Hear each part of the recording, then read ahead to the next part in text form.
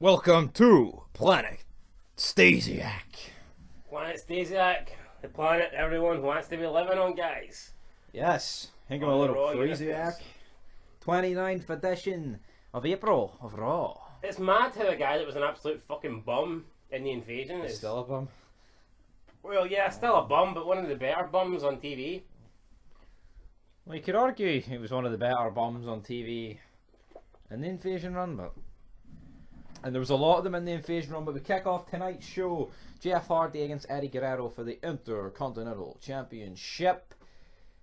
Decent match, but I don't think it was the right way to kick off the show. I think it should have been the next segment, probably. Yeah, I think after last week's ending, Big Show joining the NWO, you kind of want to know what happens. And instead, it kicks off with a cold match with absolutely no Heat. I mean, yeah, there's nothing between Guerrero and Jeff Hardy. A bit strange in my opinion, but that's what we got. Guerrero retains the belt. Then we move on to Stone Cold. He wants a match with Big Show.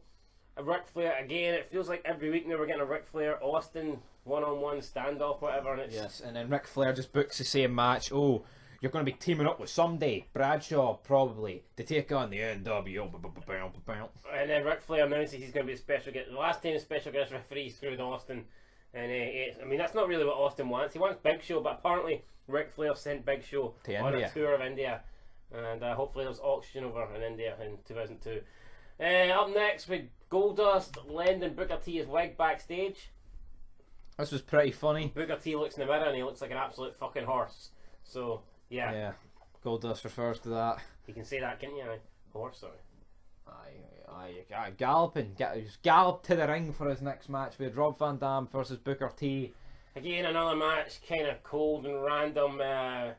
Booker T gets hit by Goldust late on, and I mean, King's like, well, that was so unintentional, unlike Flair, but it was absolute opposite. I mean, this looked like Goldust wanted to take him out. Looks like he fucking tried to take his head off. But anyway, RVD got the win, so, you know.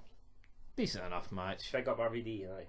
Damn right. Next up though, with Bradshaw cutting a promo backstage after his assault last week, basically running down the L Big Show here and hyping up that him and Austin, they both drink beer and they both get along. Yep, and will they get along tonight when they team up? We don't know, but Bradshaw wants the Big Show. He accused the Big Show of jumping over behind, and I guess we're going to get Bradshaw versus Big Show sometime down the line, but it ain't going to be tonight because Big Show no here. Yep, next up though, in a 55-second segment, because Jazz can't hold their own and can't even string a fucking sentence together. They're trying to prove how tough Jazz is because she's challenging Bubba Ray for the title tonight, but she can't even do sit-ups or push-ups. She's Press-ups. press-ups. She's doing them on her knees. I mean, press-ups on your knees are easy.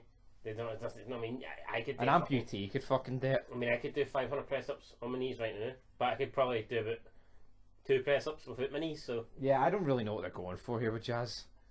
she just gets up, looks at her, walks off, and then Molly Hill goes, maybe you're. Maybe you can't beat a guy who's 300 pounds. Fucking dead on. Why? Yeah. Just because she got up, looked at you, and walked off? I know, but You, know, next... you don't have a fucking charismatic bone in your body, and you can't talk. Maybe you are tough. I mean, what? Up next with Sean Stasiak talking about phasing Brock Lesnar, and another decent Sean Stasiak promo there, coach. looking like his head's about to fucking explode. I mean, but yes, guys on the gas. I mean, Aye, the gear. I would assume it like. Anyway, then Brock Lesnar and Sean Stasiak out next. Sean Stasiak actually started the match, taking down Lesnar. And then there was some of the most dodgiest, fucking sloppiest like suplexes you'll ever see. Yeah. Didn't look good. But then Brock took over and just started battering Stasiak, and we got the same sort of finish that we did with the Hardy Boys, where he doesn't pin them. F5 powerbomb, good night. The referee just deems them unable to compete, which I guess is maybe that's what they're going for here. So I mean, but why don't I don't know why he just doesn't pin them, but yeah. I mean, Stasiak's a big dude, but I guess the Hardys are booked way stronger than him, so I guess it. Yeah. I can accept it. Next up though, Deborah, who appears once a month, so she's just using one of her, and she won't be here. Fuck, you won't see Deborah again after Austin goes, would you? No, I can't imagine the divorce is that far away. You don't like so. Oh yeah. Ric Flair asked Deborah for a favour, and she said he's got a message to tell Stone Cold that he's innocent. Why does Ric Flair care? I know, he's getting on like a fucking a waster. Like, I can get it the first time he's like, you look, Austin, I didn't screw you, but I mean, if Austin is refusing to believe it, then I don't see why Ric Flair's almost greeting, trying to prove. He got nothing to feel guilty for. I mean, he made a mistake, and that's it. I know, move on, accept it, come to terms with it. Deborah says she's got a message from Austin to him, slaps Flair, and Ric Flair's like, my God, what do I have to do around here to prove I didn't screw up? I'm the owner. Well, yeah, you're the fucking owner, so why don't you just shut up and take it like a man? I just say, look, Austin, if I wanted to screw you, I'd have never put you in the match to begin with. I'd fire you right now. I know. If we wanted to screw him, we could do that. Up next with I just don't like Ric Flair during this period. No. Don't like him at all. With Sergeant Slaughter on the phone, I guess he was talking to his daughter or a family member. Undertaker kind of comes up to him and puts the phone down. We don't do that around here. And talks about his history with Hulk Hogan. I don't really know where Taker was going with here. Threaten him because he's a close ally to the Hulkster. Maybe that's what he was going with. Maybe he's not even a close ally, is he? No, he hasn't even fucking interacted with him. I know, we haven't seen shit. If this was on Anderson, Ric Flair, you know, in the build up to 18, you could kind of get it, but I just did not really understand that for it. It was weird. It's just a sign of the times. I'm using a fucking payphone as well. Right. On a side note, we're on the network here looking at the all the wee like individual boxes and look at the time codes on them. That just proves like how Raw was must watch, because it's like, you know, like look, there's nothing like, oh fucking 20. See, you've got like quite 55 seconds, 125, a match 3:30. Do you know what I mean? It's like, I know. Fucking hell. Like, see now, it's bloody 20-minute match, 15-minute promo, 30-minute match. But anyway, up next, we have the NWO versus Bradshaw and Austin. Scott Hall looking out of it here. Can't imagine he's got much time left in the WWE. This could be his last appearance. Yeah, we know he does go in the UK tour. So does he appear at Insurrection? I'm not 100% sure he does. I don't know. I think he will. I'd expect him to. I mean, Scott fucking Hall. I think he will. Anyway, Scott Hall and Bradshaw win after Austin stuns X-Pac and... I mean, Stone Cold and Bradshaw win. Scott Hall receives the L. Yeah, Scott Hall puts X-Pac's foot on the rope after getting the stunner. And the Ric Flair just counts to 3. And then walks off. Yep, so I thought Ric Flair originally didn't see the foot. But then backstage, you've got Hall and Ric Flair, they question Ric Flair's officiating and said if he wasn't the owner, basically they'd bury him. Which just makes the NW look really weak in my opinion. Like they attempted to kill The Rock like 2 months ago, and now they're we can't touch the Nature Boy. Yeah, I don't know what they're going for. Up next with Undertaker calling out Hulk Hogan. I think Undertaker's dead man gimmick and his work's been really good as of late, but I did not really enjoy this segment. There was chance they boring, and I've got to agree. I don't think it was one of Taker's best promos. No, it was. To be honest, I was bored. It was kind of like I have to stall here because when Hogan comes out, he's not can't say nothing. Yeah.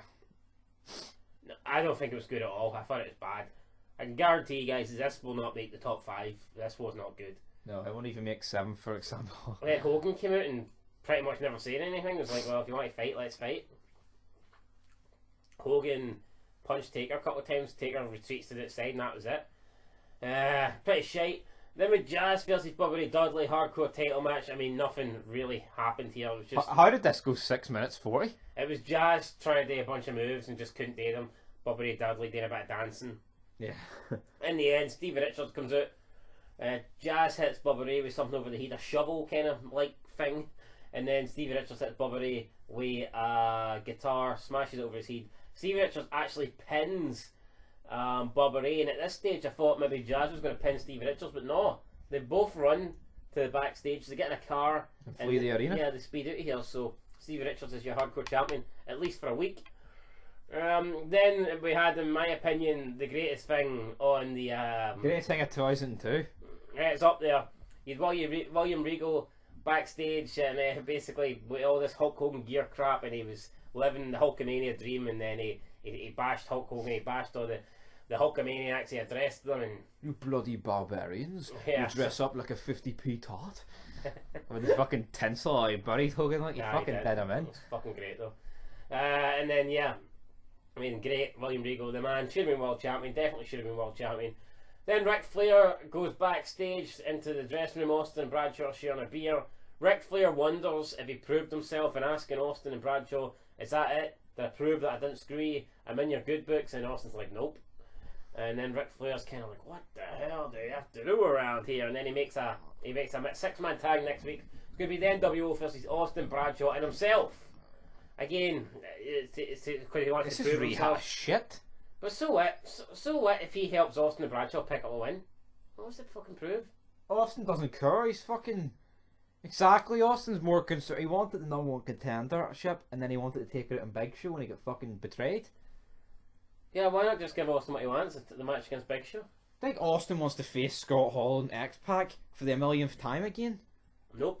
No, he doesn't. You know, it's so stupid. Right, next up though, we have Goldust. European title. Spike Dudley. Booker T comes out, hits Goldust with the super kick. Spike Dudley with the Dudley Dog gets the win. Quick throwaway match. Booker T and Goldust. Goldust wants to be a team. Doesn't look like Booker T's interested. And then in the main event, William Regal versus Hollywood Hulk Hogan. Well, they spotted two Hulkster. We didn't really get a match. Hulk Hogan's offered some tea by Willie Regal. Throws the tea in Regal's face. Then he kind of batters Regal around the ring for about half a minute. Throws him inside. And then Taker comes out. Delivers a beatdown. Punches Hogan. Keeps punching Hogan. Whips him with a belt. Lifts him up for a crap chokeslam, but not as bad as the chokeslam at Judgment Day. And that is pretty much how I'll tell you what, guys, I am not looking forward to that match. And that's pretty Triple H Hogan was good. I do not know what this is going to be. And that's pretty much how Raw goes off the air. Yes. Not the best Raw. Probably the worst one so far. Yeah, it wasn't good. Like, fucking William Regal, Stasiak, and the Booker T Goldust segment at the start. You take that out, and this is a... I didn't really enjoy it. I'll give it a 6. A 6? Fuck, that's a bit high. Is it not? No. Fuck, some of those ECWs looking at a 6. No, I'm giving it a 5. For the simple reason is, everything Taker was involved with was pish, and everything Flair's involved with is super pish.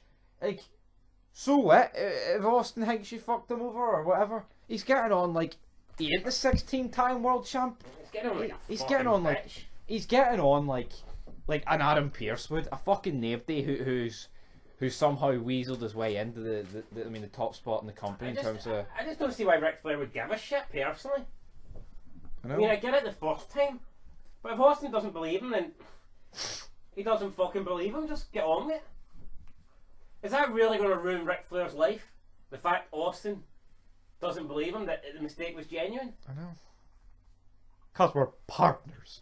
Take me back to that Flair. But anyway, 5.5. 5.5 out of 10. That's what average is. And yeah, we're back with the top 5 moments. Not a lot to choose from, but we'll have to choose 5. We'll get you a list. Anyway, that's it, guys. Till next time. Peace.